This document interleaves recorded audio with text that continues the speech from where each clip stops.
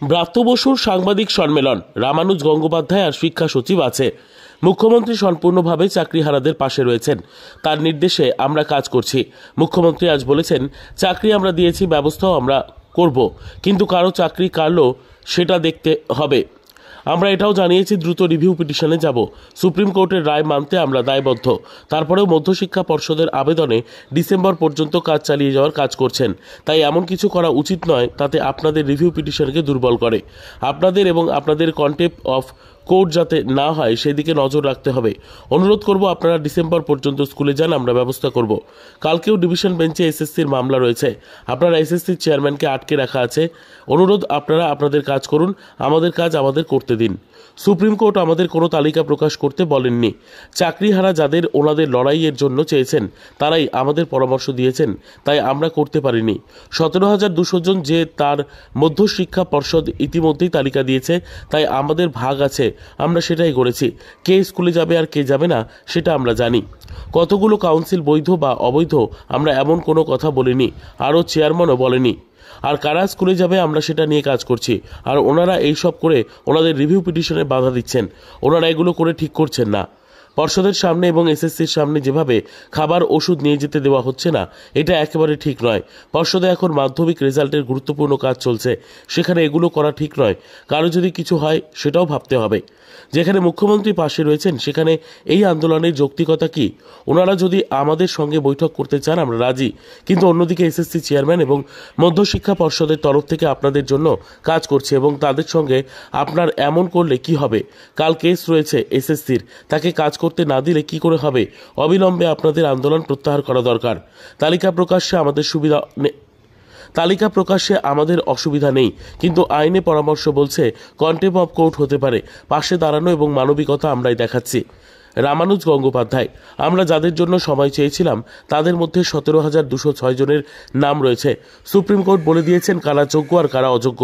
আমরা তাদের ইতিমধ্যে নোটিশ পাঠিয়ে দিয়েছি, স্কুলে যাওয়ার নোটিশ দেওয়া হয়েছে, তাদের বেতন বন্ধ করা হয়নি। তাহলে অনিশ্চয়তাটা কোথায়? আপনারা কাজে যাচ্ছেন কেন? এসএসসির লিস্ট দেবেন, এসএসসি তালিকা করছেন, সেই তালিকা প্রকাশ করা হবে, কতজন স্কুলে যাবেন। চাকরি হারালেন বলবো, আপনারা কেন এমন করছেন? আমাদের কাজ করতে দিন, আবার বৈঠক করতে চাইলে রাজি। এমন কোনো কিছু করবেন না যাতে এসএসসি এবং মধ্যশিক্ষা পর্ষদের কোনো সমস্যা না হয়।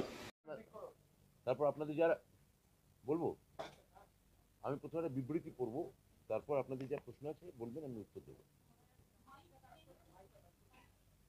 হ্যালো, হ্যাঁ, এবার হ্যাঁ, না আপনারা জানেন যে মাননীয় মুখ্যমন্ত্রী সম্পূর্ণভাবে চাকরিহারাদের পাশে রয়েছে এবং তার নির্দেশে চাকরিহারাদের স্বার্থে রাজ্য সরকারের আমাদের বিদ্যালয় শিক্ষা দপ্তর সর্বক্ষণ কাজ করে চলেছে।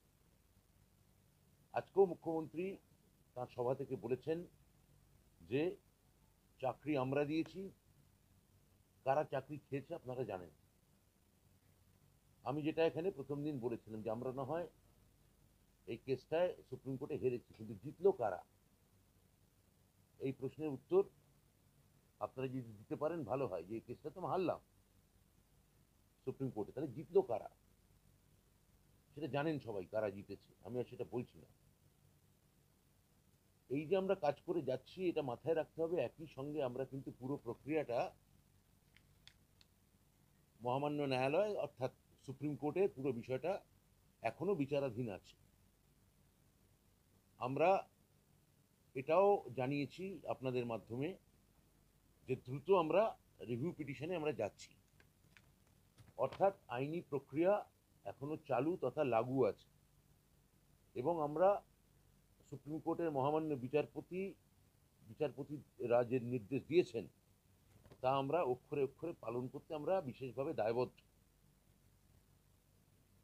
এটাও আমাদের মনে রাখতে হবে যে ওই রায় বেরোনোর পরে আমাদের সরকার, আমাদের বোর্ড, মাধ্যমিক শিক্ষা পর্ষদ এখানে আছেন তার সভাপতি, তাদের যে সাম্প্রতিক আবেদন তাতে মহামান্য সুপ্রিম কোর্ট আমাদের সরকার, মুখ্যমন্ত্রীর কথায় আমাদের দপ্তর, আমাদের বোর্ড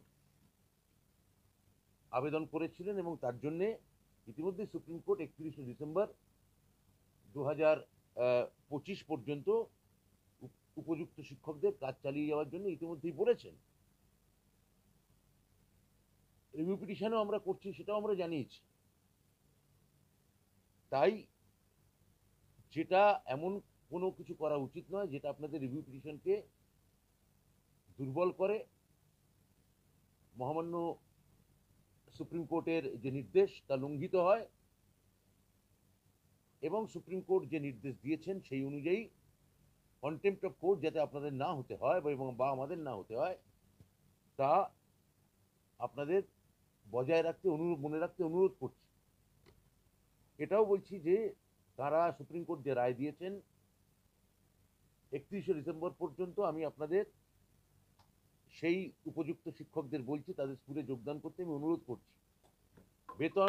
বেতনের কথা মুখ্যমন্ত্রী আজকে বলেছেন, আমাদের দপ্তর এই নিয়ে কাজ করে যাচ্ছে এবং আমি আবার বলছি যে নিশ্চিত করার দায়িত্ব আমরা নিচ্ছি। এমন কালকেও আমাদের ডিভিশন বেঞ্চে এসএসসির মামলা রয়েছে, তাহলে এমন কাজ এবং আপনাদের জন্যই এসএসসি লড়ছে, তাহলে এসএসসি যাতে কাজ করতে পারে মধ্যশিক্ষা পর্ষদকেও ঘেরাও করে রাখা হয়েছে। মধ্যশিক্ষা পর্ষদ যারা আবেদন করেছিল এবং একমাত্র সরকারই আপনাদের পাশে আছে, এটাও আপনারা খুব ভালো করে জানেন। তারপরেও আপনারা যাতে কাজ করেন এবং আমাদের সঙ্গে সম্পূর্ণ সহযোগিতা করেন। এবং এমন কোনো আমরা প্রথম দিনেই বলেছিলাম যে আমরা যা কাজ করব তা আমরা লিগ্যাল কনসালটেশন নিয়ে করব, আইনি পরামর্শ নিয়ে করব। তো আমরা প্রত্যেকটা ধাপ আইনি পরামর্শ অনুযায়ী এগোচ্ছি। আমাদের কাজ আমাদের করতে দিন, আপনারা গিয়ে আপনাদের কাজ করুন, এইটাই আপনাদের কাছে আমাদের স্বনির্বন্ধ এবং বিনীত অনুরোধ। এইটা আমার প্রাথমিক বিবৃতি আপনাদের এবং আপনাদের মাধ্যমে যারা আন্দোলন করছেন চাকরিহারা শিক্ষক তাদের জন্য আমার বক্তব্য। এবার আপনাদের যদি কোনো প্রশ্ন থাকে আপনারা অবশ্যই করতে পারেন।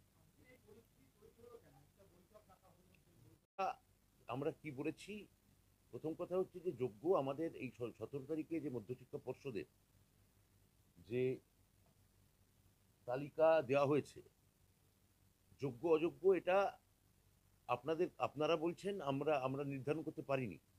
আপনারা যদি 17 তারিখের কেসটা দেখেন যেখানে আমরা ক্লারিফিকেশন চাই, সেখানে খুব পরিষ্কার করে 17,206 জন তারা যোগ্য। এটা মধ্যশিক্ষা পর্ষদ এফিডেভিট দিয়ে জানিয়েছে। হ্যাঁ, 17,206 জন। হ্যাঁ হ্যাঁ হ্যাঁ, সেটা দেওয়া আছে। অর্থাৎ আমাদের ভাগ আছে এবং আমরা সেটা সেই অনুযায়ী আমরা কাজ করছি। হ্যাঁ, সেই কাজ আমাদের করতে দিন। তো এটা এমন কোনো কাজ করবেন না যা আপনাদেরই রিভিউ পিটিশনে আপনাদের বিপক্ষে চলে যায়, বা এমন কোনো কাজ করতে বাধ্য করবেন না। আইনি পরামর্শ পাইনি, আমি যে বললাম আপনাদের।